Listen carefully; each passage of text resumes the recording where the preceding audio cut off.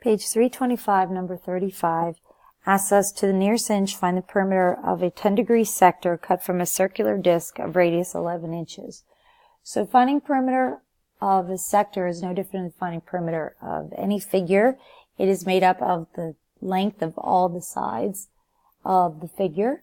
And for a sector, we have two radii of length 11 inches. So here and here.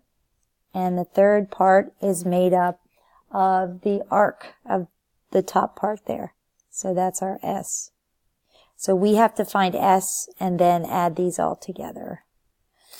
So what we're going to do to find S is to use the fact that we have 10 degrees and we know the radius, and we're going to use our formula, which is S equals R theta.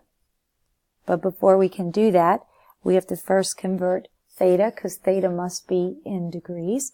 So theta is 10 degrees, and we have to convert that to radians to use it. So we're going to do pi radians over 180 degrees, and that conversion becomes pi over 18 radians. So now we can substitute that in our formula.